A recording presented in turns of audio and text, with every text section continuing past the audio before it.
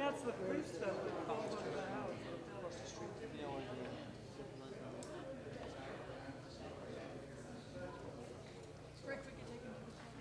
yeah, what do you do, tunnels? There's tunnels. You know where the little, cafeteria is out back? Mixed place.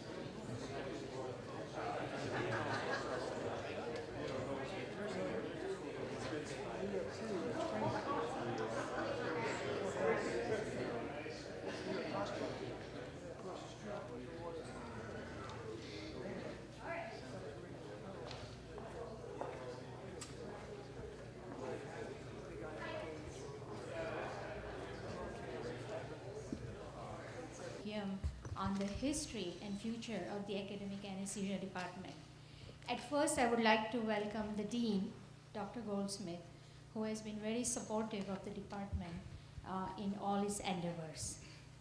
Year 1999 and 2000 is a very special academic year for this department, as it marks the 50th anniversary of the organization of anesthesiology at Strong Memorial Hospital as a division of the Department of Surgery under Dr. Robert Sweet in 1950, and 30th anniversary of departmental status established under Dr. Gillis in 1969.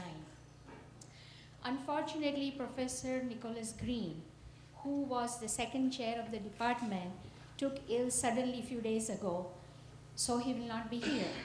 But he has sent the text of his talk, which Dr. Ward will be presenting at the end.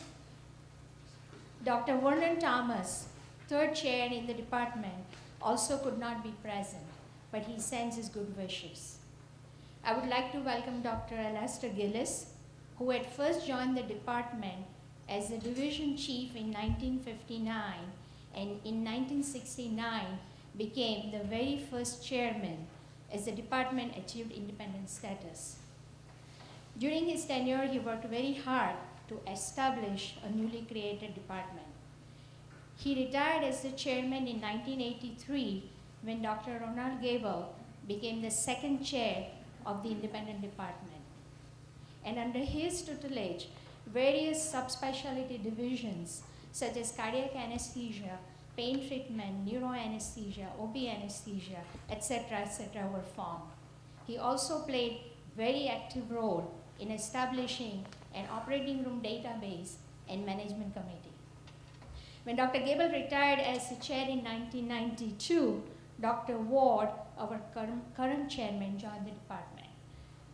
I would also like to recognize various retired faculty members who are present here today, like Drs. Lawrence, Fuller, Jorgensen, Kogan, Kalimlim, and others, who played pivotal role in the foundation of a strong clinical anesthesiology department and the resident training for many, many years.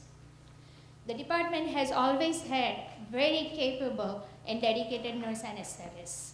As a matter of fact, for many years prior to the appointment of Dr. Speed, the anesthesia was solely provided by the nurse anesthetists. I am happy to say that today amongst us, we have Agnes Florak, who started her career in the department in 1949 and provided the patient care along with other nurse anesthetists while the department underwent several changes. Agnes and her colleagues played important role in the various missions of the department. I would also like to welcome Jane Thalamus from that era. We have a very interesting program this evening, and I would like to invite Dr. Goldsmith, our current dean now, to welcome you officially. Thank you very much.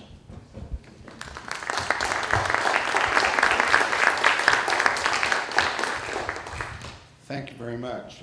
I'd like to welcome everyone to the university. And I guess I've been here for a long time because I know all the speakers. Just going through. Bob Lawrence. I see him every Saturday morning when I shop in Wegman. Usually between the fish and the delicatessen. Rolly Stevens is a graduate of the school, class of 1938. The year I was 37. I was born in 38, and I think about that one a a lot. Alistair, where's Alistair? Oh, Alistair, I've known him from my time on the faculty, and Ron, and I've been privileged to be dean while Denham is here. 74 years ago, next week, we entered our first class of medical students here, so that this is kind of history time for the school. He was our first dean, and I think all of us as chairs and deans say sometimes, never a lot, woe is me, isn't it hard? I have to do all this stuff. This guy left Berkeley, came here in the 1920s to start a new school and to convince people to leave Hopkins and other institutions to really start off a great school. And so he probably had a really big, heavy job to do.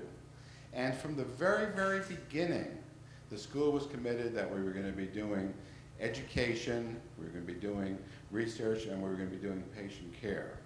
Each of those jobs by itself is a full-time job.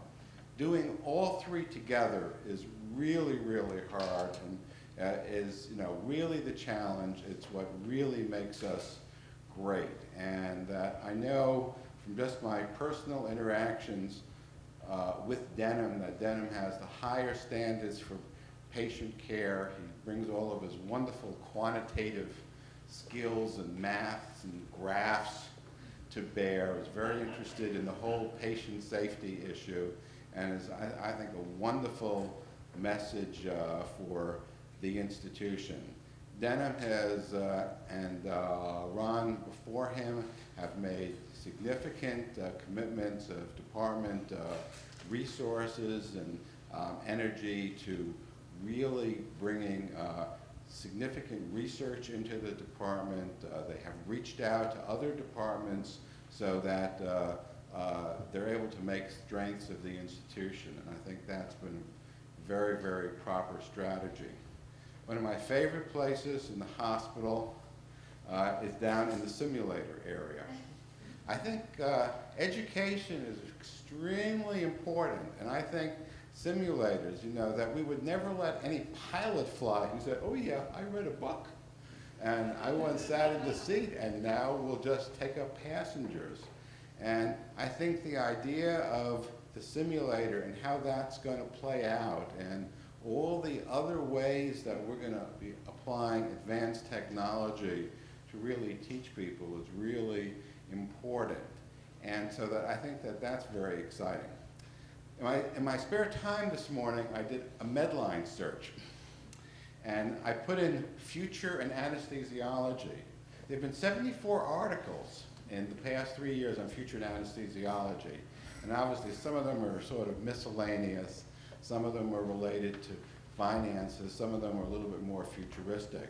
If you look at other small departments like urology and dermatology, and it's actually about the same number, 60 to 70. Medicine is really worried about its future and has about 1,500 articles. But that I think it's a time when people are thinking about the future, and I think that when you think about the future, you can either sort of think incrementally, or you can, really sort of blue sky it, saying, are we still going to be giving anesthetic gases in the year 2050? Is there some, what are we trying to accomplish with our therapies? And are there going to be very different, novel ways we're going to have to be thinking about it?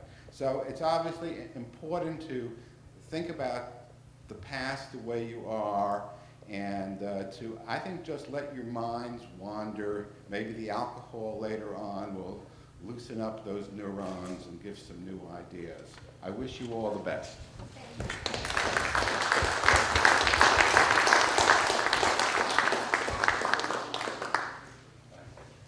The next speaker is Dr. Ward, who doesn't need any introduction. He's going to talk on our overview on the history of our department and current perspectives.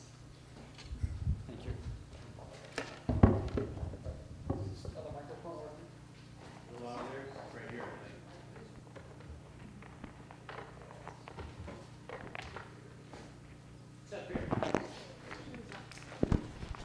can't stand in one place enough and not wave my hands around. I'll be waving the microphone around.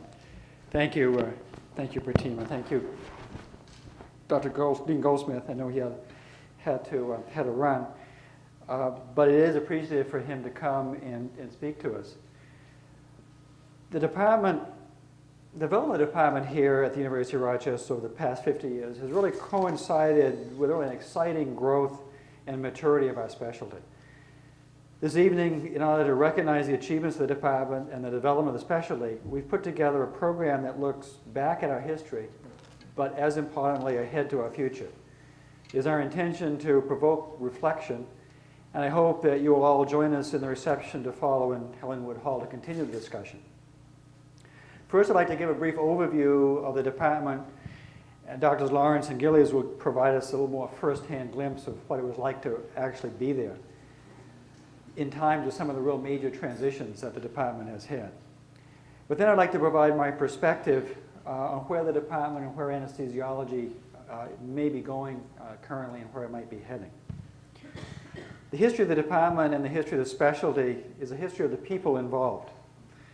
The people involved in making the day-to-day changes that add up to the dynamic improvements that we've all seen over the past 50 years. I have no illusions that the chair is by any means the most important actor in this drama. But many of the eras of the department are marked by who is chair. So our story opens in 1950 with a bulletin of the university. And in that 1950 bulletin, Dr. Robert B. Sweet was appointed assistant professor of anesthesiology, as an assistant professor of anesthesiology within the Department of Surgery. Dr. Sweet had come here right out of his residency program. He had just finished it in Mass General in that June and started here in July. If you think of our residents graduating today, taking a chairmanship immediately upon graduation. Well, that's not much of a piece in the bulletin. The Currents, the equivalent of Currents, the bulletin of Strong Memorial Hospital, had a little bit more detail. Interestingly, this appeared not in the Department of Surgery where his academic position was, but in the part of under Strong Memorial Hospital about the hospital anesthesia service. Just graduated from his residency program, he was appointed anesthetist in charge at Strong. He stayed 2 years, got the department started, although was not able to start a residency program before he returned to University of Michigan to start the department there. By the time he departed, it was really up to the next chair, Nicholas Green, who soon after graduating from Mass General came as now associate professor to start the residency program with Bob Lawrence, who we have here today, his first resident. I found in some of the old bulletins where Dr. Lawrence was an assistant resident in surgery for a couple of years before his name showed up as an associate resident in anesthesia. I've asked Bob to provide us with some of the perspectives of that interesting time of the beginning of the residency program. Dr. Green recruited other anesthesiologists to the faculty, including Dr. Thomas, who was recruited as an assistant professor and the associate chief, and Dr. Gillies to help him start a residency program. In a lot of ways, Dr. Green was the first faculty, first chair who really got the academic department started by creating a residency program. Dr. Green's alma mater was Yale, and when I'm talking to him on the phone, he felt that even though here at Rochester he had a very collaborative environment, he felt for some of the things that he wanted to accomplish in his career that Yale was going to give him a better pulpit to do that from. So after 2 years, he left to become chairman of the anesthesia department at Yale, and Dr. Gillies left to join him. Fortunately, Dr. Vernon Thomas was in the division of anesthesiology, and a letter I just received from Nick Green saying that he's disappointed in not being able to be with us. Dr. Thomas continued to develop the residency program. He eventually was appointed the first professor of anesthesiology in the department. He continued to develop the residency program, and during his tenure, he struggled with something that I can very much relate to, getting enough funding for the department. As he wrote to me in this letter, it was an exciting assignment.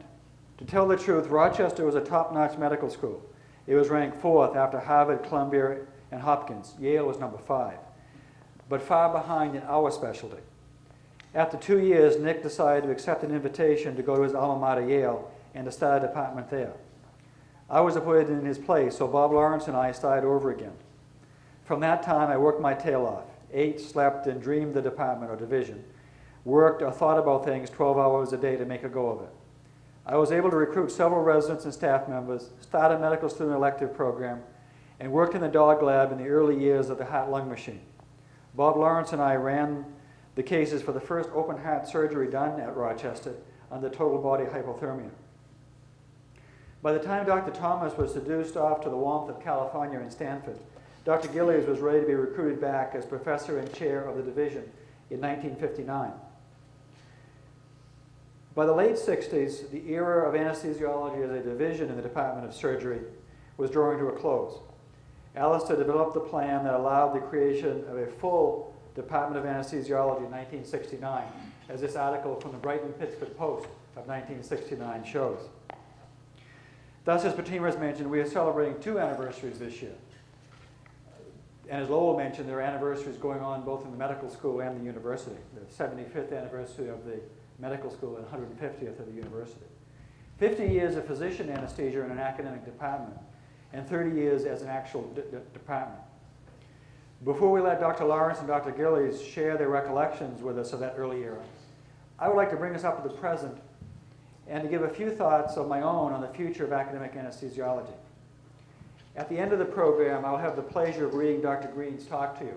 And Dr. Green, in his usual way, has a fair number of controversial remarks in that talk, so I hope you remember that I'm only the messenger at that point. Really today have to give thanks to all of those who've gone before us, including Dr. Gable, who became chair after Dr. Gillies, so we can boast of an outstanding continuing department. Currently, we have approximately 50 anesthesiologists, 18 nurse anesthetists, and almost 30 residents and fellows. We are providing anesthesia for over 30,000 cases a year at Strong, Highland, and Lattimore Surgical Center. We have approved fellowships in critical care, pain, and pediatrics. Our research labs are thriving, and the department is currently ranked 22nd nationally in NIH funding in anesthesiology departments. We have much to look back on with pride and to be hopeful about a strong future. However, these days, there seems to be much discontent in anesthesiology and in medicine in general. As Lowell pointed out, we're not the only specialty considering what the future is going to bring. Dr. Gable and I have had the honor to be appointed to an ASA Blue Ribbon Committee on the study of anesthesiology, on the future of anesthesiology. We've had one meeting, and it'll be interesting how the results, actually I want to go back a slide. Be interesting how the results of those deliberations turn out. However, I was struck by an observation that is relevant to the history of our department. All of our early chairs and faculty received training at the Department of Anesthesiology at Mass General. During this time, the early 50s, Beecher and Todd from that department were performing their landmark study on the safety of anesthesia. It would seem likely that many of our early leaders were influenced by both the publication and the ongoing work between 1948 and 1952. The main conclusion of that study was that anesthesia was not safe. Not only was it not safe, but it was probably a public health hazard. That there were many people dying because of anesthesia, but not only that, there was not enough research going into the cause of deaths in anesthesia to warrant it being considered a public health hazard. Many medical specialties have had a defining disease that engages its practitioners intellectually. I believe that over the past 50 years, the defining disease for anesthesiology has been patient safety. That 50 years has really defined the era in which our department started and has been flourished. We have studied physiology and pharmacology. We've invented new monitors and trained new physicians and nurses much better than they used to be. The result is we've cured our defining disease. Patient safety during surgery is no longer a public health hazard. Improvements will continue to be made, but will they be as dramatic in the past 50 years?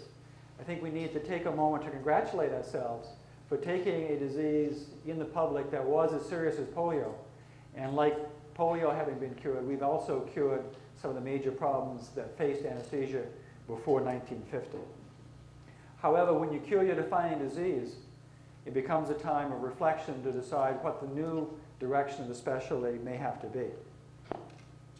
I think the next 50 years will be as exciting as the past 50 years have been. I think we're going to have to develop some new ideas on where we can bring our skills to bear and what our opportunities will be. There are many chances for what our new defining disease may be. Some of my own ideas that are not necessarily particularly original, but what I hope will spur some people to think about what are the things that we're going to be interested in as the future rolls on. We clearly have not cured pain in all its forms. Chronic and acute pain is still a problem. We may have cured pain during surgery, but we haven't cured pain overall. We may have helped patient safety dramatically in the operating room, but I don't think the same can be said for all of medicine. Patients are still being hurt by iatrogenic problems throughout medicine, and perhaps some of the skills that we have developed can be put to good use there. Pain may be one manifestation of surgical injury, or any kind of injury, and we may have fixed that part of the pain. But there are clearly many other manifestations of injury on other organ systems that we may have expertise to try to help fix. I am sure that you can think of other potential defining diseases for our specialty.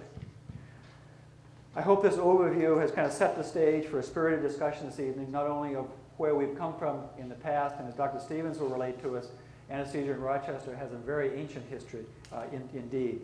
But I hope it will set the stage for a spirited discussion both this afternoon and throughout our anniversary year. Thank you very much.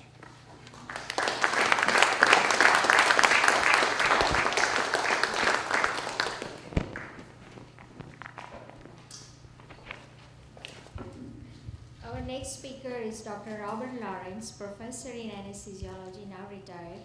He has received a number of awards during his career, including a Golden Tree of Life Award for Distinguished Service for Field of Respiratory Therapy. That award is still in the main office. When you go there, you can look at it.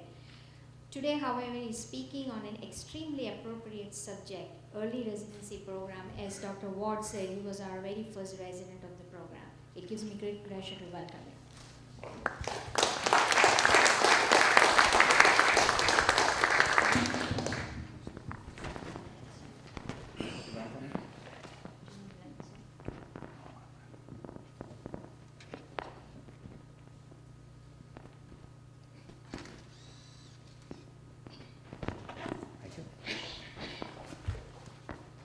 Good afternoon.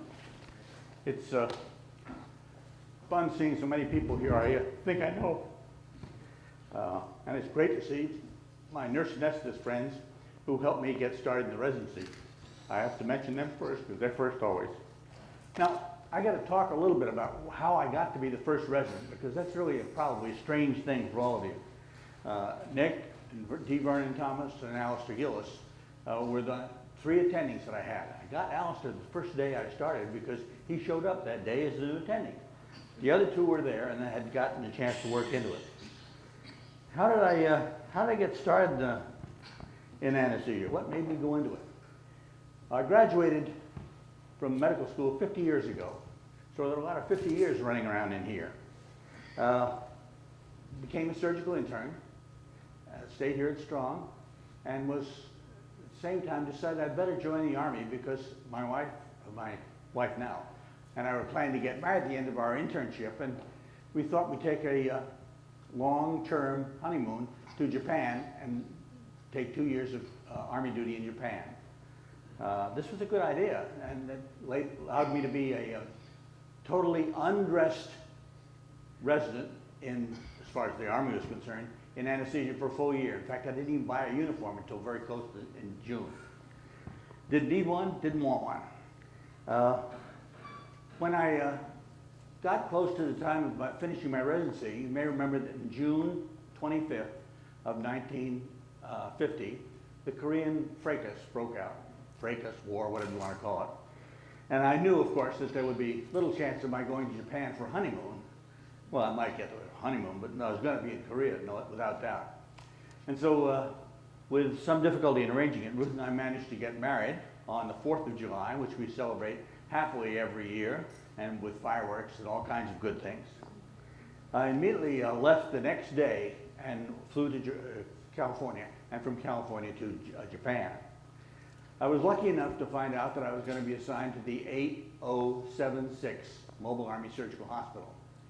There were 2 other hospitals in Korea ahead of mine, and ours was the 3rd. We were combat loaded with trucks and all the equipment on the trucks, taken to Busan, got off the train at Busan, got off the boat at Busan, put on a train and started north. It was pretty confusing because nobody knew where we were going, nobody knew where we were going to set up. And when we got pretty far forward, we found out that we weren't going to set up there because the lines were too close to ours, so they moved us back to a place called Miryang. And in Miryang, we saw a large number of casualties and set up a means of handling 200 casualties a day with a triage system and taking care of them by sending them to the operating room or whatever else they needed. We had an X-ray unit which was sensational because it allowed us to define how much damage had been done to perforating wounds and how much broken bones we were going to have to deal with. Our idea was to get as many of the patients ready to travel back to Japan so they could be taken care of more definitively. Those people who needed definitive surgery with perforating wounds of the bowel and that type of thing were operated on at the MASH and then were transported out as soon as they could. But the majority of the work, as you can well imagine, was from penetrating and perforating wounds of the extremities. And we found that we had to set up a system whereby we could take care of these patients. We had metal tables made out of pipe, which allowed us to bring the stretchers in, patient on the stretcher, and put the stretcher into the table. And we then operated with the patient on the stretcher. We had a little problem, of course, with trying to decide on how we're going to keep these guys from hurting while we were operating on them. So we split up into 2 teams. One was called the anesthetist, and the other was called the surgeon. And I use these terms advisedly because that's just the only name we could give each other. And we split up so that we would work for a half hour or an hour at one of the jobs and then switch off and do the other one. Most all of us had some surgical training. Very few of us had any anesthesia training of any kind. You want to know, was this scary? This was the scariest thing. We did very well. We had no problems at all until the time the Chinese came across the Yao River and broke through our lines in time of Thanksgiving in 50. At this time, we had a lot of GIs lined up just on a floor outside our building. The building was where we operated one. The floor was just where we were trying to take care of patients. It was our pre-op ward, actually. We took patients from there and took them into the operating room and tried to fix them up and get them ready to transport. The principle was to get patients ready to transport without pain if we possibly could. We worked on that valiantly. On the second day, the day after Thanksgiving, one of the soldiers had bilateral compound tibial fractures from a grenade explosion at his feet. He was prepared by bringing from the outside into the inside, was given X number of units of blood. I do not remember and can't talk about it. But was declared ready for surgery and was brought into the operating room. I was not involved with this, thank God. And unfortunately, with the pentothal air type of anesthesia we used, he died. I was not the only guy that died in the operating room, and not the only problem we ever had, but it was certainly something that struck me.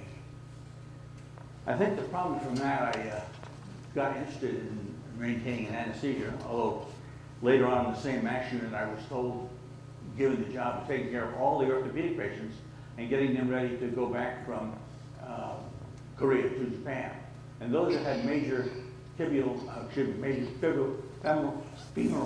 fractures needed to have full body casts put on in many circumstances. So I spent the last period of time putting full body casts on. When I got back to the United States, I was sent to Fort Dix.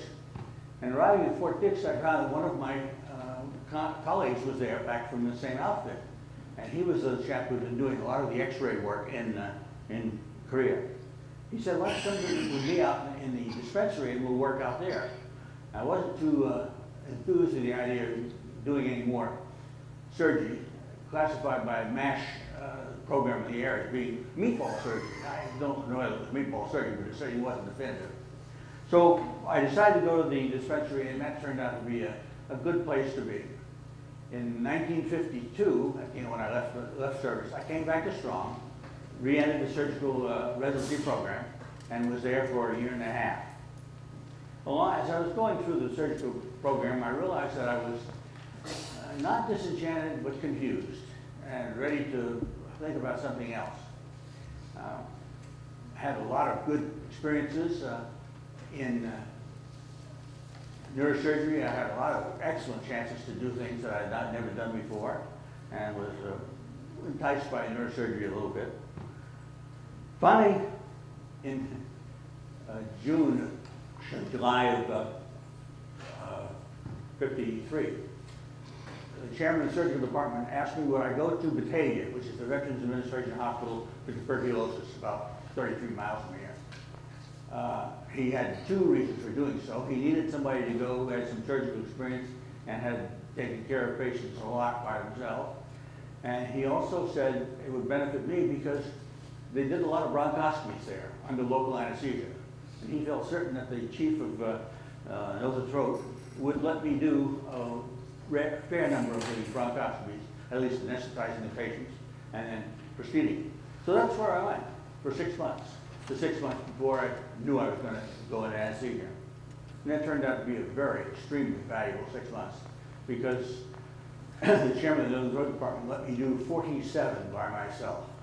Standing over my shoulder, admittedly, to make sure the patients got well anesthetized, and watching to see what the views were as I went, put the bronchoscope in, but really a tremendous chance. So I sort of decided that anesthesia was the way I was going to go, and that's where I turned on the 1st of July. I walked into the operating room, and Alistair Gillis walked into the operating room at about the same time, because he was an attending, and so we both started the same day, but entirely different attitudes. Dr. Nicholas Green and D. Vernon Thomas and Alistair Gillis made the whole procedure just absolutely fun. Now, you could say going into an anesthesia room and giving a patient anesthesia is fine, you're crazy. But it was fun because they made it so important that you paid attention to what you were doing and that you were taking care of a patient and you were doing it. I'll admit that when it came time for coffee, 10 or 11 o'clock in the morning, and they would each come in after having had their coffee and stand looking over my shoulder, I would find 3 very different ways of giving the anesthetic that I was giving. They didn't get to the point where they would stand behind me and argue, but it got close to that several times. I'll admit that that was exciting because it just made me feel that they really were interested in what I was doing. The program that they had set up was such that each day they would look over the schedule when they came out and decide what I should be doing. One of them was assigned to run the floor, sort of overview of the whole place. And they kept good control of what was going on with all their nurse anesthetists and the people who were giving anesthesia. Dick Taylor gave some anesthesia sometimes. And they picked out the cases that they wanted me to do, and they'd pick them out by what they thought I needed to do, spread myself around. So there was spinal, there was block anesthesia of all kinds, gas, oxygen, and ether. You probably have never seen that given. Open drop ether, open drop biphane ether, and of course cyclopropane. Was all scary? It surely was. Just as scary as I've been in Korea. But it was important, and it really got to be better and better as time went on, and I realized that this was really something I was going to enjoy doing. Then also, of course, can't forget the fact that there was an OB service here. And I found that one of the most important things for one of the doctors was to give ether and nitrous oxide and oxygen analgesia for patients who, when they were having labor contractions. So he would often bring his patients into the operating room, and then with each contraction, he would give nitrous oxide and oxygen to the patient while they had the contraction, and then stop it when the contraction went off. Now this can mean take a long time in the middle of the night, and I found that I was doing a good number of these, especially since Agnes and Jane Klein and Jane Talmadge didn't want to do that. No, they were busy in other rooms because that would be the reason I was up. I was on with the nurse anesthetist every night, and they did a good percentage of the cases, except when they were required blocks for spinal, of course. And I'd often come and help them, but they often wouldn't tell me that they were going on, what was going on. So I missed some of the things. But I got so that they'd call me, at least I could go see the patients and make up my mind what I was going to do with them in that case.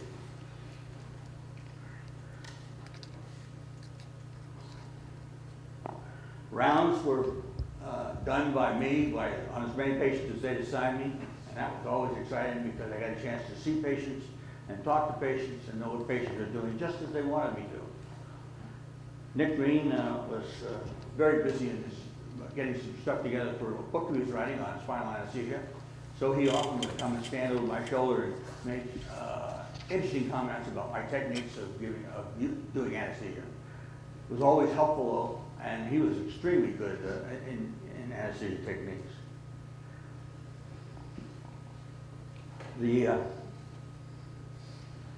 The number of problems that I had in anesthesia was probably directly related to the fact that I had good people behind me. I just didn't get in trouble. I don't know why. Maybe it's because I was scared so much. And of course, the people that we worked with, Dr. Wardikis, who I remember with a great deal of fondness, was one of the individuals who liked to have a lot of ether nitrous oxide analgesia.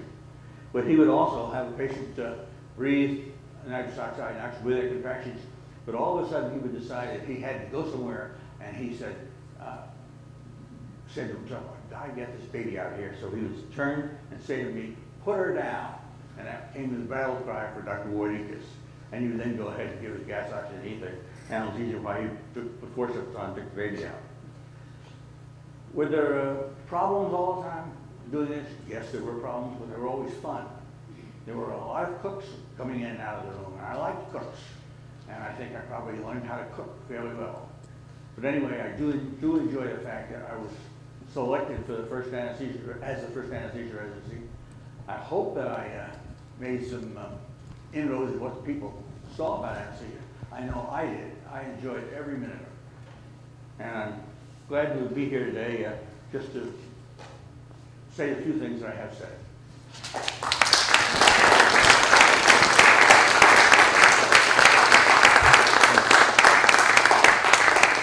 Thank you, Dr. Lawrence. I would like Dr. Gillis now to please come up on the podium. Dr. Gillis was the first chair of Anesthesiology department. Under his leadership, the transition of the division of anesthesiology to the departmental status occurred. He is going to talk about his trials and tribulations during the transition phase. Dr. Gillis.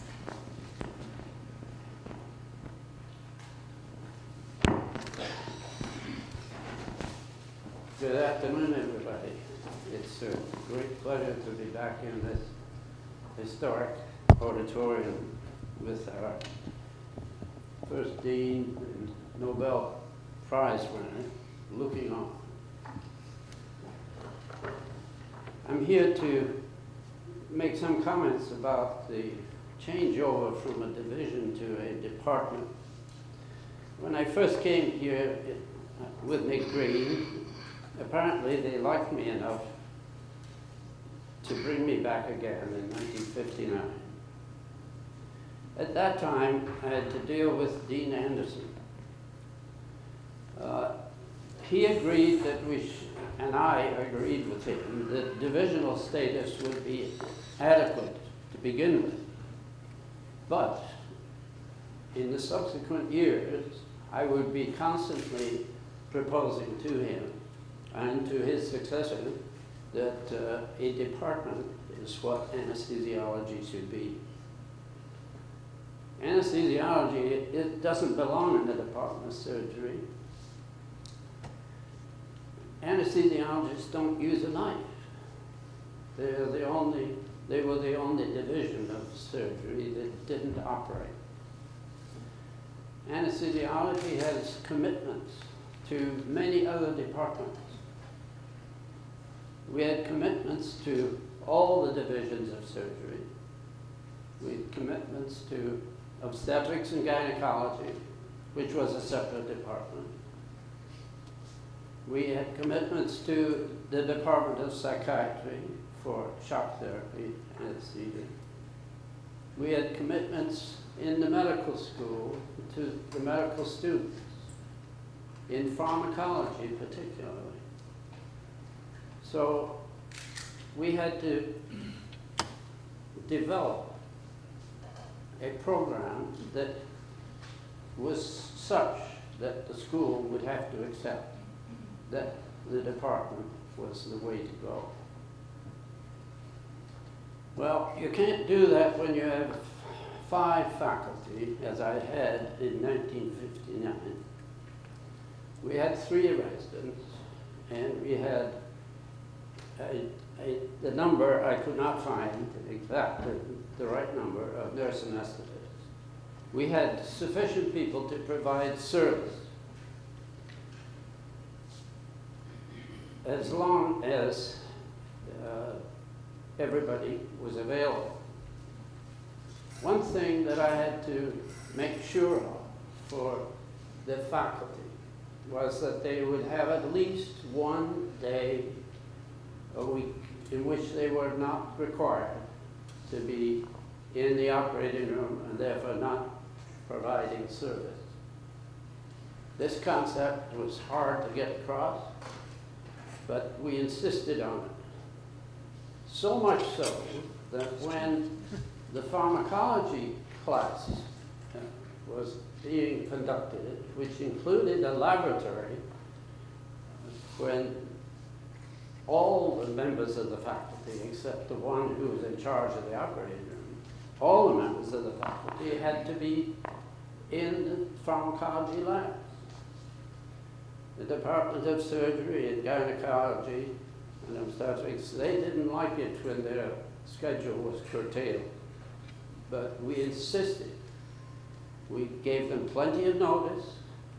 There will not be any operating room service 2 days next week, and only emergency surgery will be done. Well, it was a fight. And as Bob Warren says, it's fun. It was fun having the fight, but we succeeded. I thought it was so important for the division to establish the fact that we were an academic department, not a service department alone, that the other departments in the school had to recognize the role that we were playing. That was especially important in the education of medical students. We had medical students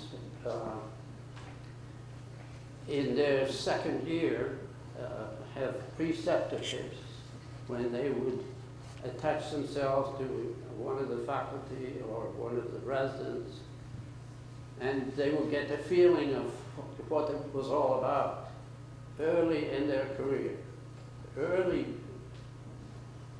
before they had got really into much clinical service and education.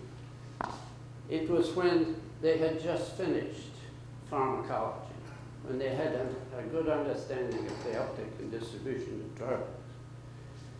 Anesthesia was a very good demonstration for them of the practical aspects of what they had just been learning. These students that later on, in their 4th year, they rotated through anesthesiology. About 1/3 of the students rotated through anesthesiology, and they were given much more intensive attention by faculty members. The other thing that was very important to present to the dean was that we now have a department that is really much larger than you thought it was. By 69, in 10 years, the faculty had risen to 14. Now, that may sound to you like a small department compared to what it's like now. But it was a constant struggle to recruit people, to recruit residents, and then have them stay on as faculty members. We continue to recruit in the areas of anesthesia residents, anesthesia staff, and nurse anesthetists. So then we had a sufficient number of people to provide the service component, but always with the provision that the faculty had at least one free academic day. That was absolutely essential. We recruited anesthesia personnel who had research interests. One particular that I shall mention was Bob Marin, who we managed to obtain a research career development award for him. That allows him to have more time, non-clinical, than other members of the department. But he was productive in the lab. And as an indication of, in fact, the whole department's productivity, the number of publications between 1959 and 1969 by the department was 67. Now, I'm sure the department is publishing now at a higher rate, but to be able to present to a dean a faculty that is quite large compared with most departments in the clinical department, that is providing service in all the different specialties and has been productive in its publications. He didn't have much choice. It was determined also, we had very good support from Charles Robb, professor of surgery, and from some of the divisional chairmen, Dr. Robert McCormick, for instance, Robert Duthie, who is the divisional chairman of orthopedics. He was a classmate of mine in Edinburgh, both graduating in the same year. That kind of support made it quite clear that the division should become a department. The school appointed a search committee, an outside search committee, which I believe included Dr. Artuzio from Cornell and Jim Eckenhoff, who was, he was an anesthesiologist come dean. He became the dean of Chicago. I cannot remember the other members of the committee, but they were very kind and said, "You've got the guy there. Make him the chairman." So it was a struggle. It was fun. It was hard work. What I'm so pleased to note, and I think this is one of the reasons why it was a successful process.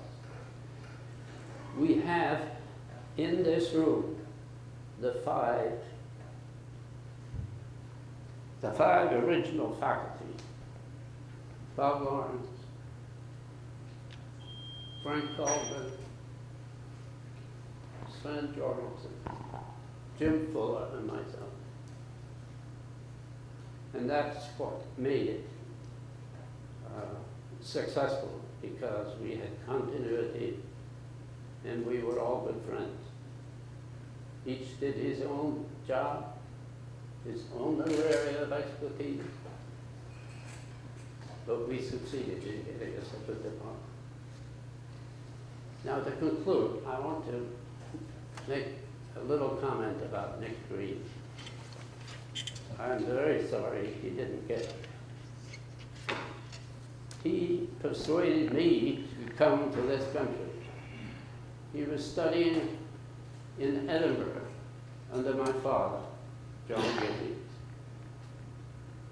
After he finished his residency at the Mass General, he went over to Edinburgh to study the use of physiological trespass, as my father named it, or hypotensive spinal anesthesia.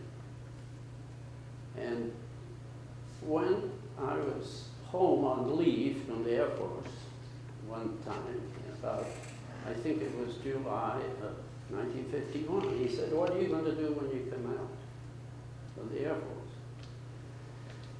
I said, "Well, I haven't made any plans yet. I'll probably get back into Edinburgh and have another year of residency." He said, "How would you like to have a year of residency at the Massachusetts General Hospital?" I thought about it and I said, "That's a very good idea. Then when I come back to Britain, I'll be much better trained than anybody, and than all the rest of my colleagues." Well, I never got back. I cashed the return half of my ticket, my air ticket. Albert Faulkner at the Mayo Clinic called me and asked if I'd like to take a fellowship there for a year, so I did that. Nick Green came to Rochester and he asked, "Would you like to come to Rochester?" And that's when I met Bob Lawrence, as he has stated. And Nick Green took me with him to New Haven, so we worked together as chief and assistant chief at the Grace New Haven Hospital for 4 years before I finally came back here. I just want to conclude by saying I'm just sorry that Nick isn't here. I talked to him on Tuesday. He sounds like he's much improved over what it sounded pretty bad before. I think he has had a minor stroke, but he just didn't want to come and risk his health. I'm just sorry he wasn't here. I've been looking forward to hearing his comment. Thank you.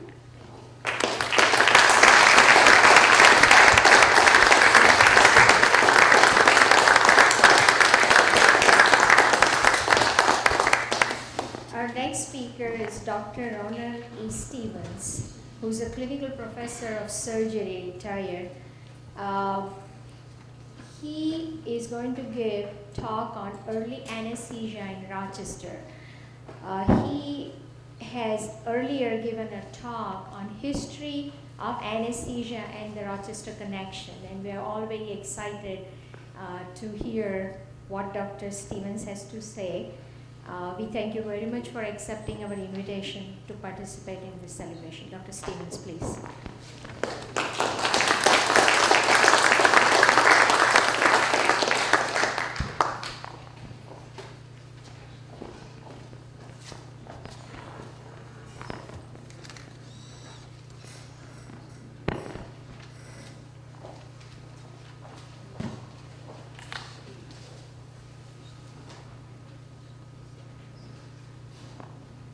Thank you, Dr. Shaw.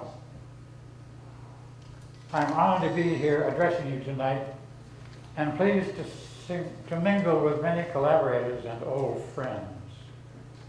I struggled through our dissection. We struggled together through our dissections, and you were the source of much light-hearted banter and many hundreds of jokes which I stole and told as my own. It was some 200 years ago that science began to reveal the difference between inorganic and organic chemistry, and to the many volatile chemicals led to curious alterations of human physiology. Some chemicals produced marked changes in personality, and some induced the loss of consciousness and controlled pain. The dentist's portrayal of why this was so. We're about to show 3 slides, please.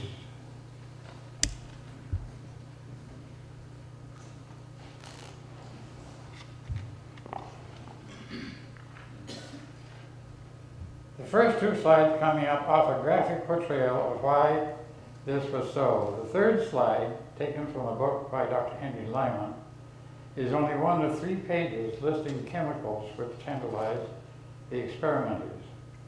It was nitrous oxide gas, loss of conscious self-control, and led to such ridiculous antics as to give it the name of laughing gas. Slide 4 portrays how this was often exploited by public demonstrations of laughing gas and ether products. And now we would like the first slide. I'm sorry. That's the first slide. Can we turn the spotlight off a minute? It's hard to see. Okay. The people who were primarily interested in relieving pain for their professions were the dentists. And here you see a roadside dental clinic of tooth extractions. The dentists who did that were certainly all looking for some means of alleviating the pain. The next were the surgeons, of course, and particularly those who did leg amputations. And anesthesia was a great blessing to these. This is one page of 3 separate pages listing chemicals, organic chemicals that were being considered as possible anesthetics. This is from a book by Dr. Henry Lyman, a physiologist, in 1880, and is a very valuable source of all these. But look at all the different substances that they use. Some of these did produce narcosis, and some of them indeed produced death. Yes, I am deeply indebted to Dr. Joseph McDonald, former chief of neurosurgery, for permitting me to use his files as a source of information about the Rochester connections with ether anesthesia. It was he who researched the actual documentation of ether having been given for a painless dental extraction here in Rochester by a medical student by the name of Clark in January of 1842. Clark held a towel soaked with ether over the mouth of a patient known as Miss Hobby, which put her to sleep, and Miss Hobby's teeth was extracted by Dr. Elijah Pope. Clark went on to become a physician and surgeon. He became a protege of Rochester's famous Edward Moore and practiced as his partner here in Rochester for several years. He moved during the Civil War and was cited for his meritorious service to the sick and wounded soldiers. Later, he became a highly respected practitioner in the Chicago area, but he never made claim to have been the initiator of anesthesia.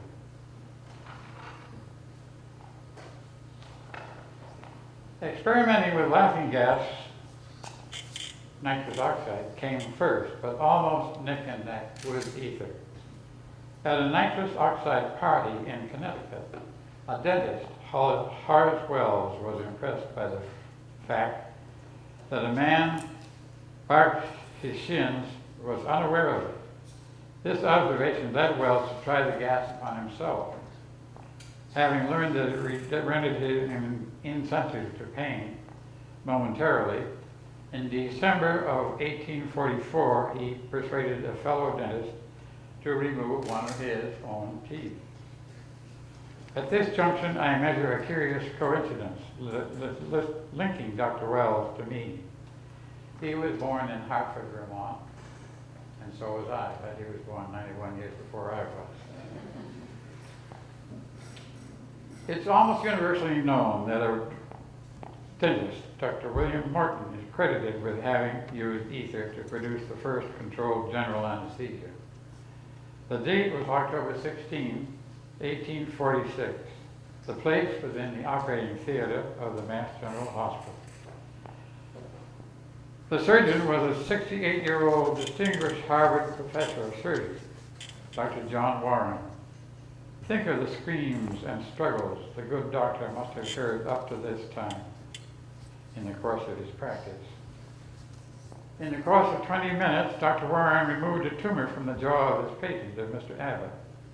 A crowd of curious and incredulous physicians watching this drama heard Dr. Warren say when he had finished, "Gentlemen, this is no humbug."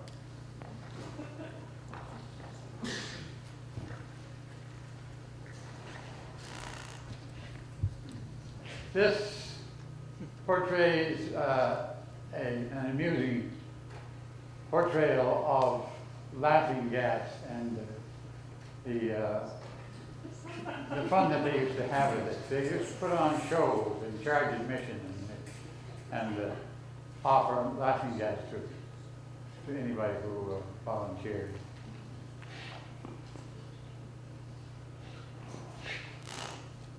This is a picture of Dr. Horace Wells, my fellow Vermonter. This is a picture of Dr. John Morton, Dr. William Morton.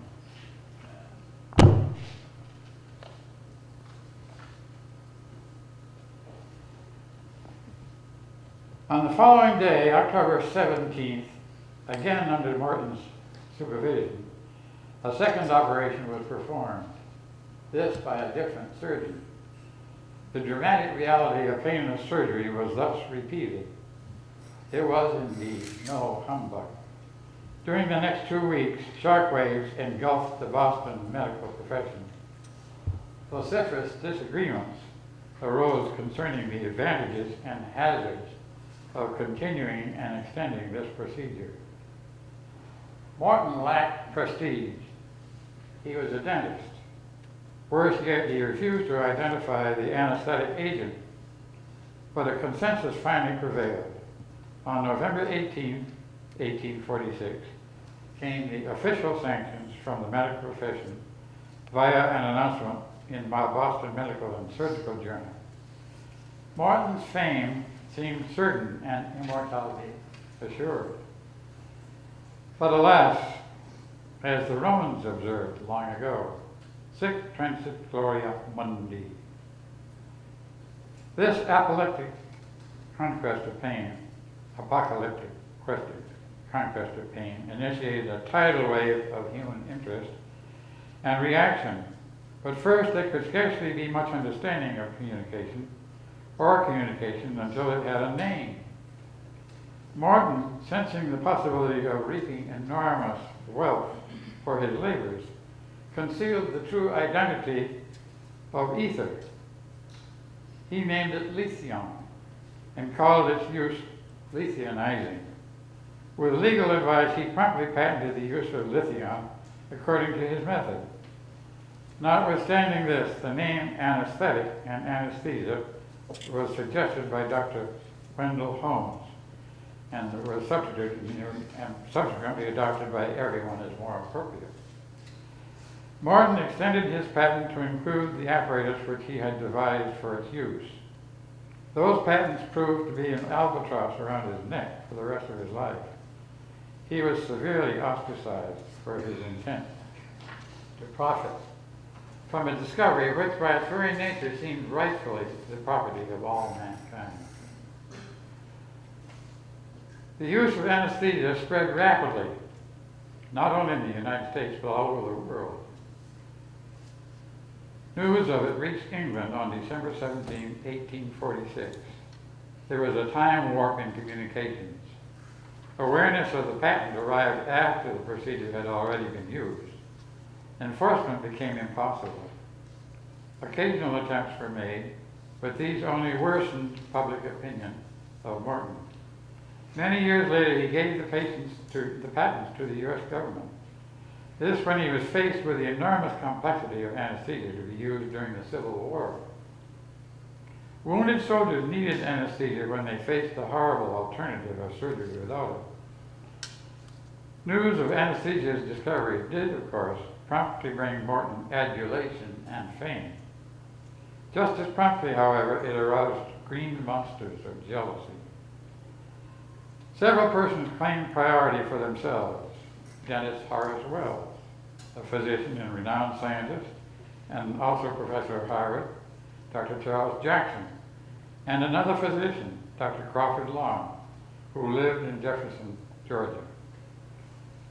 Wells was an intimate of Morton's, and for a while his partner in the practice of dentistry. Actually, Wells put on a demonstration of anesthesia under nitrous oxide at the Mass General Hospital on January 17, 1845, but it was a humiliating disaster. The patient, a medical student, screamed with pain just as one of his teeth was being extracted. Dr. Jackson, Harvard professor of chemistry and anatomy, was one of Morton's instructors. Both Morton and his wife had lived with Dr. Jackson for a while in 1844. The Georgia physician, Dr. Crawford Long, has already been mentioned as having used ether in March 1842 to remove the tumor of the neck from one of his patients. However, he failed, for reasons unknown, to reveal this until well after Morton's fame had spread. Each of these claimants had indeed almost done what Morton did, but not quite. And since 1846, other names, other postulants of fame have appeared, some with believable credentials. But Morton's fame seems justified and durable even today. His rival's scientific curiosity, courage, and vision did not quite match his. Naturally now, therefore, we focus our attention on what sort of a person Morton actually was and how he got where he did in the annals of famous people. And here we enter the Rochester scene again. His biographers are legion, and their numbers are growing. They all agree that his genius was slow in bursting through some thick clouds of callow and confused mediocrity. He was born in Massachusetts, August 9, 1819. He lived for only 49 years and died July 15, 1868. Proof of his presence in Rochester is available in some of Rochester's public library journals of local history. Following Dr. McDonald's lead, I checked them. Written comments about his presence in Rochester are not flattering. We know that he was interested in chemistry and that he was present at some of Dr. William Clark's frolics. But ponder the following commentary about him published in February 11, 1841 in the Daily Democrat. And I've seen the actual copy of this paper, and it's true. Quote, "The good people of Rochester know enough about the nice young man alluded to in the subjoined article from the Baltimore Clipper to be justified in cautioning others to beware of him as a vagabond at least. And we believe an arrant knave and hypocrite. We knew him when he did bid fair to become an ornament to the world. But his goodness was like the morning cloud, and in an evil hour he yielded to the devices of the deceiver. And led on by the prompting of unrestrained passions, his last state, it seems already worse than the first, and under circumstances which rendered him already worse than the first, and under circumstances which rendered the possibility of his ever being reclaimed almost hopeless." This pompous editorial then identifies the villain as William T. G. Morton, who owned some Rochester property, got into financial ruinous business deals, and left town under duress. His association with our brick church is mentioned thus. He, Morton, mingled with brick church in this city, probably the better to carry out his frauds, but he was soon suspended and excommunicated for debauchery and profanity. This is the discoverer of ether anesthesia. After Rochester, Martin turned up in Baltimore as an impecunious student at the Baltimore College of Dentistry. At age 23, he set up a dental practice near Hartford, Connecticut with Dr. Horace Wells. Wells was an older, established dentist of exuberant character, ambitious to make a fortune. He had just invented a new solder for fastening artificial plates to teeth. Martin's growing interest in chemistry was a natural complement to this. He borrowed $1,000 from an old lady in Boston to help explore this solder. Martin and Wells moved to Boston, where they established a practice in Fremont Row. Wells patented this new solder, but official sanction of its safety was needed. This is where Dr. Charles Jackson comes in again. Jackson, a preeminent Boston scientist, was hired to examine the solder. He certified its safety. Promptly thereafter, the two dentists vigorously advertised the newly improved teeth, quoting Jackson's approval. However, the dental partnership floundered. Martin split and moved back to Hartford, Connecticut. By dint of hard work and innovative techniques, his dental practice thrived. In May 1844, he married a highly respectable lady named Elizabeth Whitman and relocated to Boston. Morton earned a decent living as a dentist, but aspiring to become a physician, he commenced studies at the Harvard Medical School. As such, he came again in contact with Dr. Jackson. Jackson taught chemistry and anatomy in the medical school. In order to understand later events in Martin's life, it is crucial to hear about these early relationships with Jackson. From the moment it became evident in 1846 that the prestigious Boston surgeons had credited Morton as anesthesia's discoverer, Jackson's jealousy drove him to use every means of his considerable power to deny Morton that distinction. Claiming that he, Jackson, had taught the whole concept of ether anesthesia to Morton, Jackson assailed Morton's character relentlessly from 1846 to the time even after Morton died in 1868, but never succeeded in denying Morton his fame or his efforts.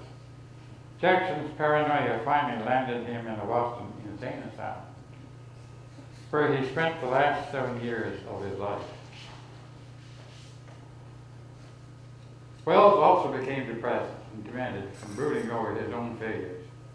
It was said that he continued to experiment with various volatile chemicals, became addicted to inhaling them, and one day in January 1846, in New York City, he threw sulfuric acid on the faces of 2 prostitutes. This landed him in jail, where he committed suicide while partially under the influence of chloroform. He was only 33 years old. Crawford Law made a restrained, low-key claim to its priority in a letter to the Georgia Medical Society in 1849.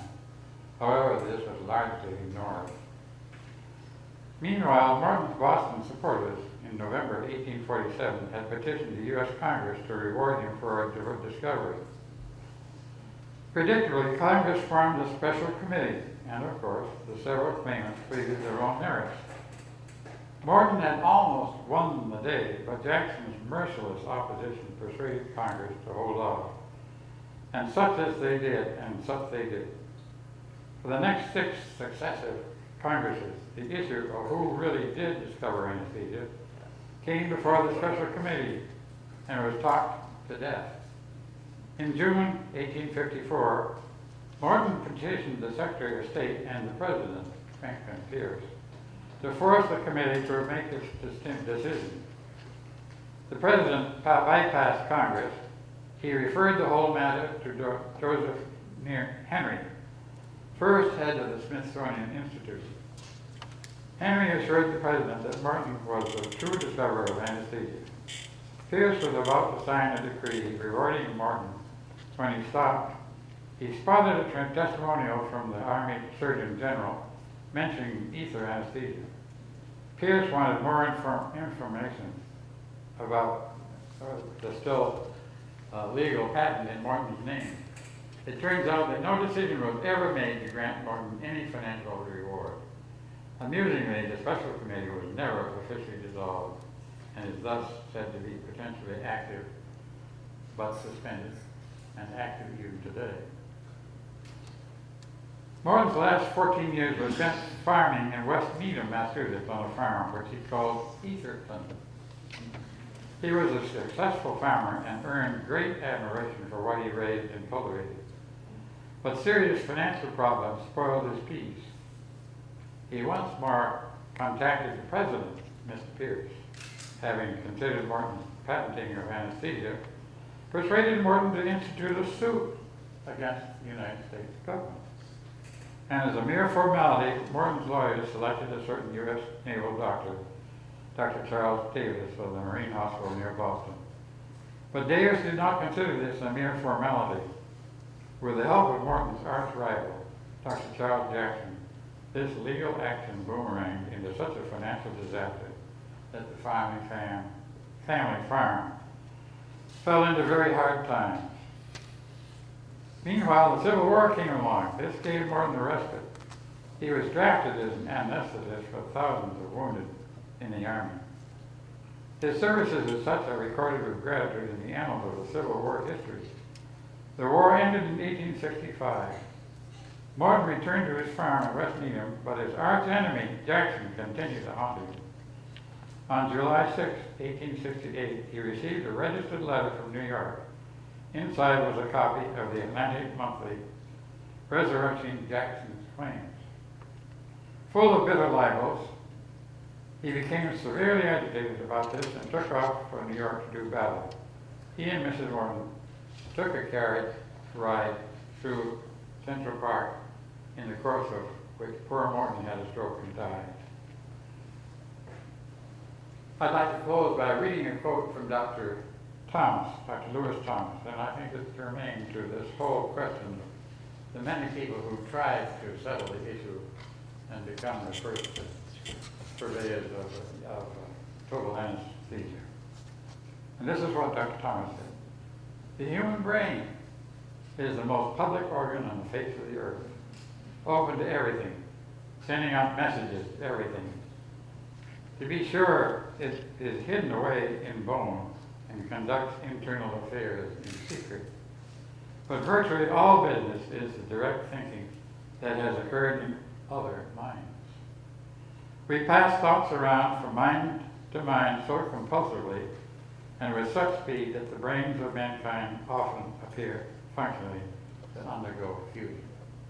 And this, it seems to me, is what has happened in this quest for anesthesia.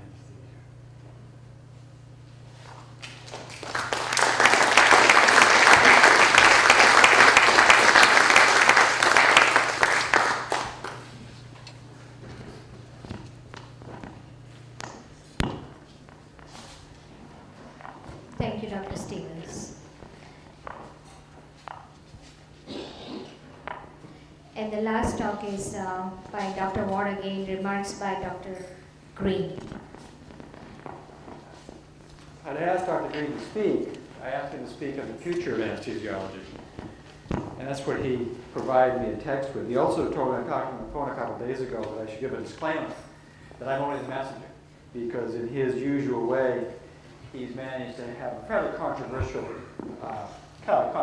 text. And he starts out a text to be read for Dr. Nicholas Green on the occasion of his absence from the celebration of the 50th anniversary of the establishment of anesthesiology at Strong Memorial Hospital and the 30th anniversary of the establishment of the Department of Anesthesiology at the University of Rochester School of Medicine and Dentistry. Dear friends, many of the disappointments I've experienced over the years, just like everyone else. One of the greatest, however, is my inability to be with you for such a fine and important occasion. My wife and I were looking forward with such anticipation to being with you, seeing old friends, making new friends, and just being back in a hospital, medical school, and city so rich in our many fond memories. He also sent me a table that went with his talk, and I'll display some points in the table as the talk goes along. I was, as you know, scheduled to consider with you today the future of academic anesthesiology. This is too large a topic to handle in the time available.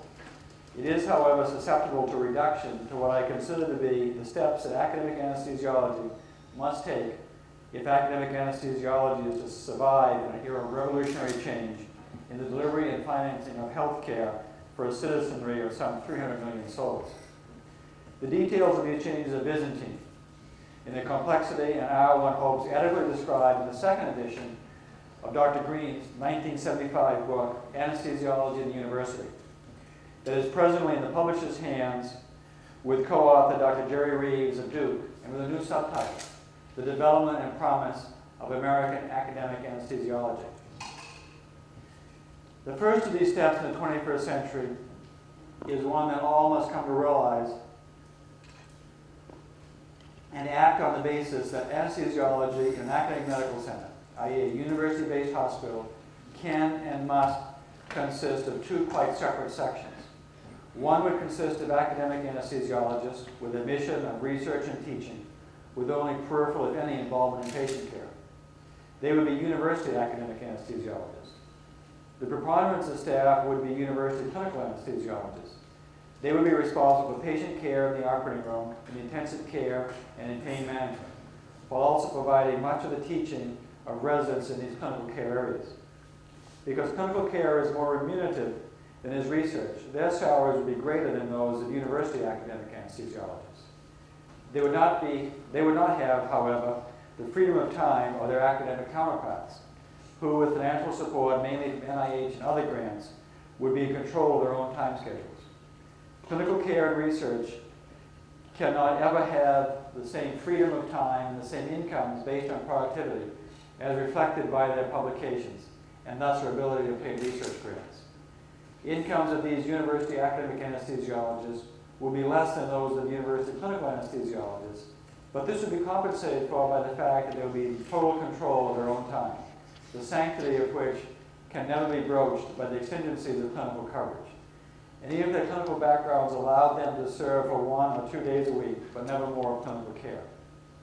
University anesthesiologists must therefore make a choice between income and little freedom of time, or less income but more freedom of time.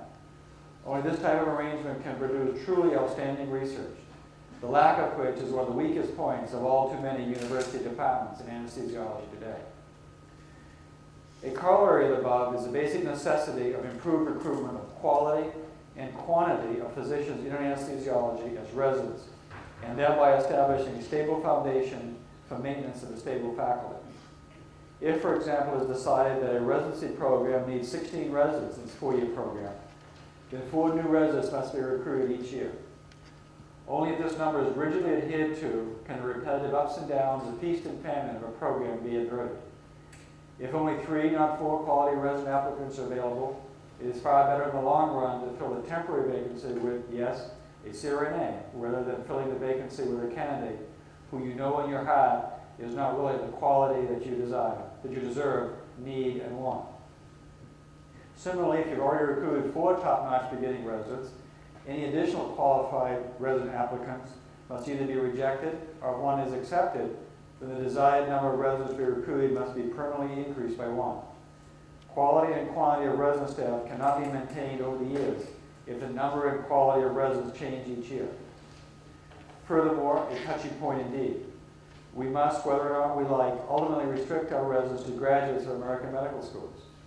Yes, there are certainly graduates of overseas schools who make excellent residents. Heavy reliance on them is, however, to quote difficulty in the recruitment of obviously better U.S. graduates. It is sad, it is true, that there is an inverse relation between the number of U.S. medical graduates and the number of foreign medical graduates. There also exists a conspicuous relation between the amount, the quality, and enthusiasm of teaching of American medical graduates and the recruitment of U.S. graduates as residents. It is without any doubt whatsoever that the best sources for recruitment for quality residents are the medical student and one who owns medical school. Their recruitment must include consistent, innovative senior staff who are really enthusiastic, who get along with and inspire medical students. How much time should be devoted to teaching medical students? My experience has been that day after day, about 1/3 of the time dedicated to teaching residents should be spent in teaching medical students. In intensive care, obstetrics, pain management clinics, large audiences of students in preclinical years, in conferences, etc. Teaching in the OR should emphasize pharmacological and physiological principles, not machines and how monitors work. The chair of any and all academic anesthesiology departments also has, I believe, responsibility of becoming so well acquainted with entering residents that in their first year, any and all residents who might be interested in going into serious research, that is, 2 years spent in a basic science research program, whether in the department itself or more frequently, and probably better, participating for 2 years in one of the increasing number of basic science interdisciplinary research programs, such as, for example, those involving neuroscientists, pharmacologists, cellular and membrane physiologists, etc.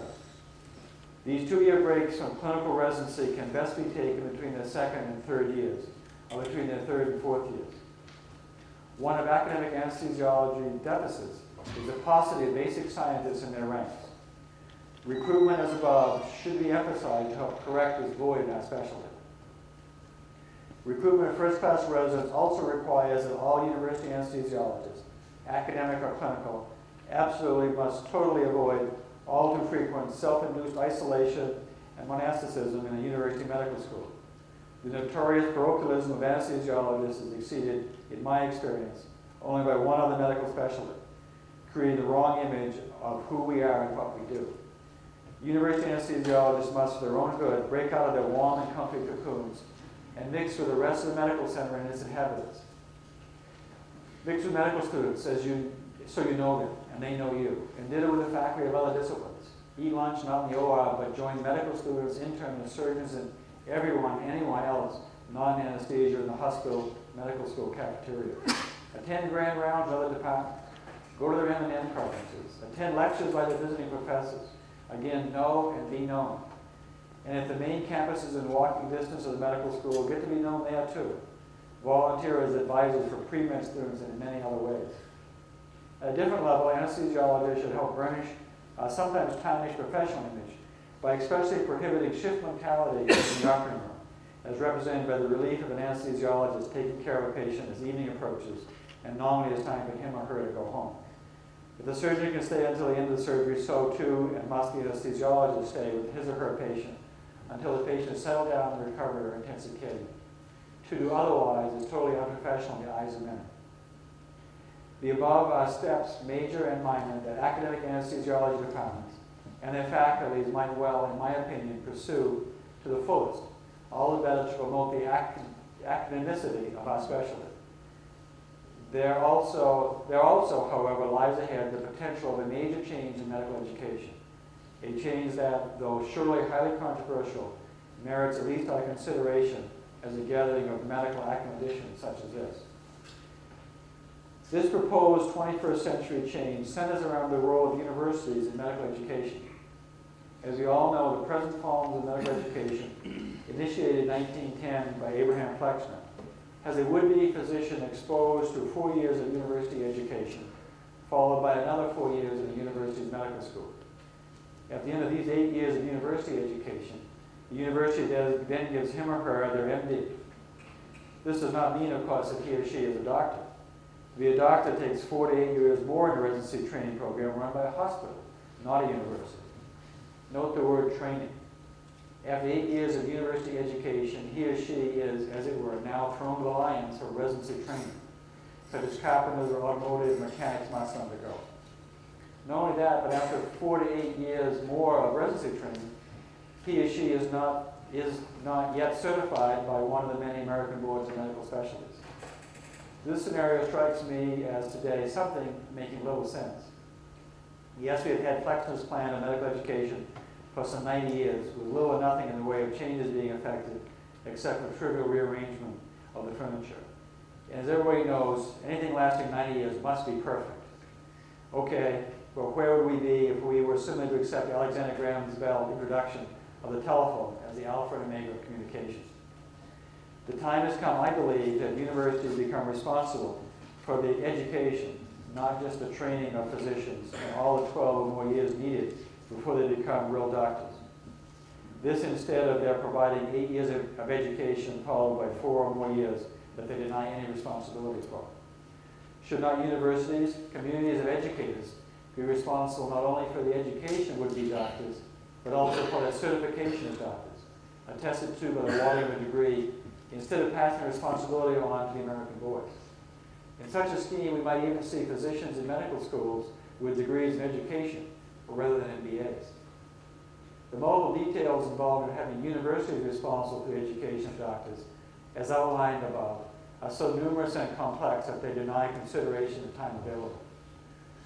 Where there is a will, however, there is a way. Few, if any of us, may see the institution of universities as postdoctoral medical education. But someone has to at least put forth such a heretical idea. In pondering it, one might like to compare our residents, that is, anesthesiology postdoctoral fellows, with postdoctoral fellows in other non-clinical departments throughout the university. Are our postdoctoral residents in surgery, medicine, and anesthesiology the equal of postdoctoral students in other non-medical programs in the university? Are our residents really being educated or just trained? What really should be the role of universities in residency training programs? In closing, it may be just as well I was, however, lamentably, unable to be with you on this occasion. It at least saves me from the ignominy of being tarred, feathered, and ridden out of town on a pole for such heresy as you have heard this evening. And as I said, I was only the messenger. I think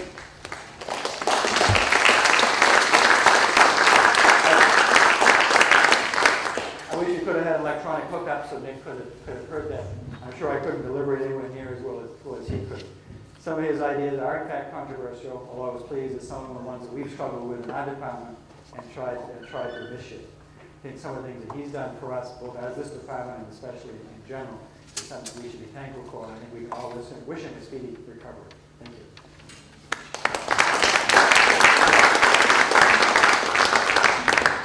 Thank you. I have a few announcements. One, of course, immediately following this, we have reception at Helenwood Hall. At least everyone should come there. We are also planning some special festivities during the weekend of May 20 and 21st, year 2000. Please mark your calendars. The celebration includes a scientific session by nationally known speakers, a high tea in the gardens of one of the oldest and most beautiful mansions in Rochester, a formal dinner, and on Sunday a golf tournament. And we hope you all join us. Thank you very much. And if you did not sign the book as you came, please sign the book upside. Thank you.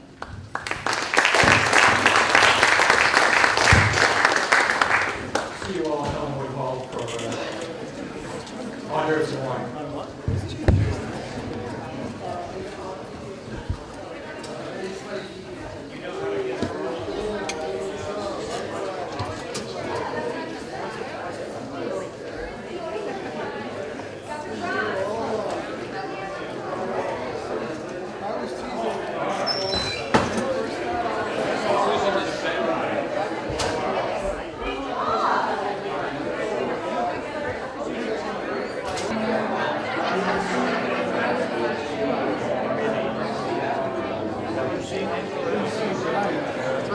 I see him down in the OR area every now and then.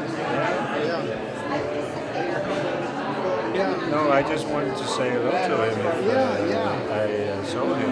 Yeah, he's still with Thank you. You want my autograph too? Maybe this coming. 55 for me. So it's 44. That's it. How are you doing? Are you taking the sound too? Are you taping the sound as well? Yes. Put together a positive picture so we can Public advocates say is that re-credentialing is too little too late. They don't think taking another exam equivalent to the original board exam is going to Are we on candid cameras? There's very little evidence that, in fact, being board certified. Well, it's great to be back and see all the good faces. It's good to stop and take take notice of where we've been. Even We should stop more often and smell the roses. And this is one of our department's first real good crack at that. So I was delighted to come and see all my old friends and residents. And you, David. pilots Thanks every 6 for months, having us. at least every year, have to get into the simulator and show that they can do it. That's what I'm saying. Now, how do you? I've worked with now dozens of anesthesiologists. How do you determine who's good and what's good? What's your yardstick? Yeah, that's your evaluation.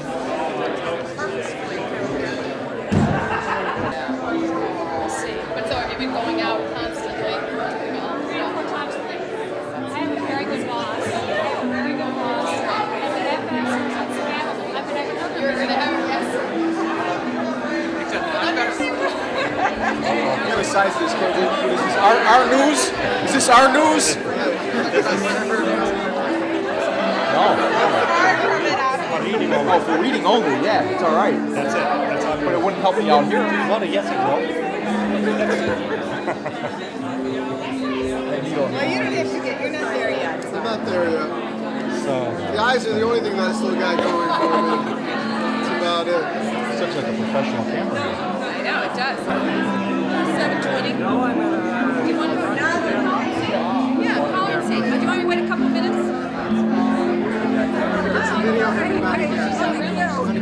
What's in there?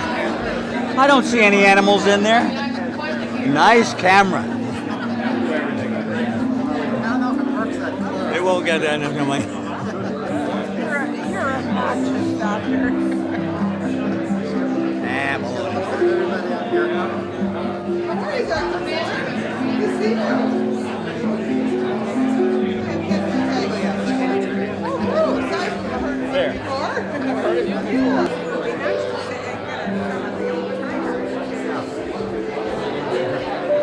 Nick, I hope this finds you in better health than we've heard about. In fact, your being able to talk to anybody is great. I wish you could have been here so I could have talked to you because, I just remember those days when you came into the room and leaned over my shoulder and said, "What are you doing?" And I never knew what to answer. But you and Alistair and D. Vernon Thomas were just absolutely sensational in getting me started. There's no question about it. I enjoyed every minute of it. I was panic-struck most of the time, but I enjoyed every minute of it. And I'm sorry to hear that you couldn't get here. I would have loved to have heard you talk. I would have loved to just say hello to you. Okay? Be in good health. That all right? No, somebody just told me that. Yeah. I'll call him and ask him. I didn't know anything about it. Yeah. You really are going to send us. Franklin's riding bicycle along the canal path. Long jump. Hit his head, Ribs. Well, it's Jim Fuller. I was almost your resident. That's enough. Rob Paul, the benefits officer, he said, our policy is people receive their full pay for any days. Don't even think about it. It's too close. Don't even think of it. Is there? It's closer? Oh no, I don't even want to speak. I'm going to leave. And he's going to take away. He never changes. Turn it off, turn it off. Dr. Zimmerman. Hello. Hi, you. But we know you somehow. I think I must have retired when you started your residency. Was that No, I came here 15 years ago as an appendix. Well, that was the thing. It was 1986 that I retired. 1986, that's And you came into the group there. I saw your name and I looked for you afterwards because I thought he looked pretty sick. And I was still on packaging. Okay, well, that was the association. I didn't remember, was it a residency program or anything? So actually, it's funny. They wanted me to take August. It's summer. Okay. The schedule's been made. I don't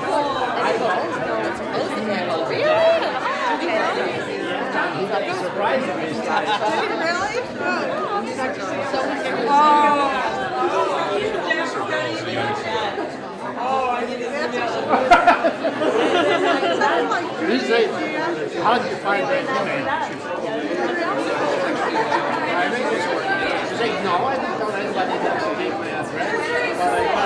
You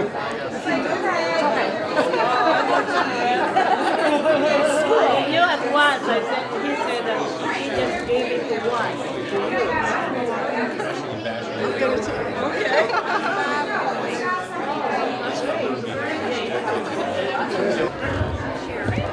Cher's doing fine.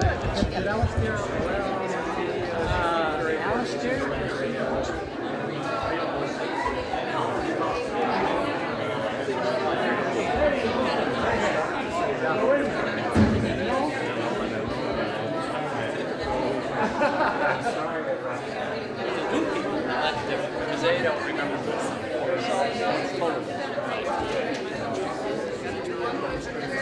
sometimes, and now Nobody else. Okay, you got it.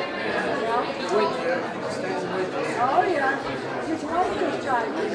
Yeah, in winter, right, we saw. it's wee stuff. Yes, yes, yes. Yeah, I got that.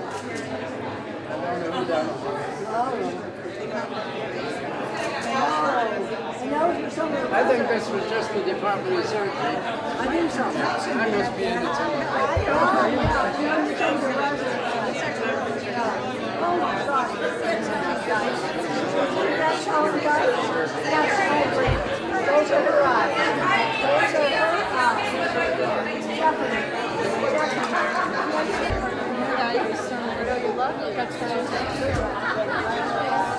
We try to give everybody the chance.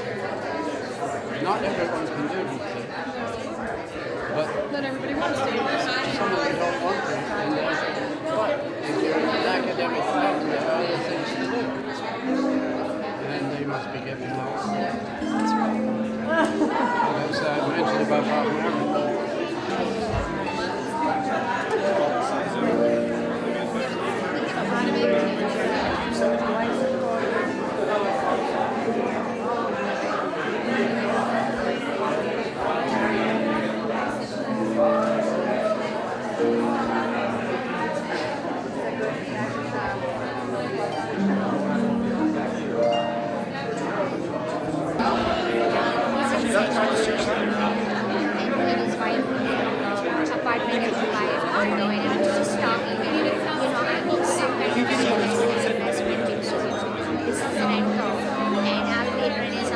Somebody else is talking, and I got to meet some exactly. Just wanted to I think I'm talking to everybody. She's just doesn't listen.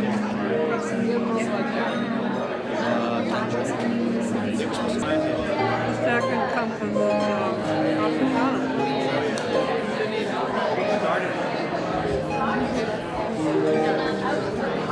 You doing a bit of a try?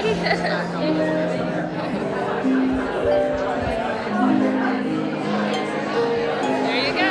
Would you like one?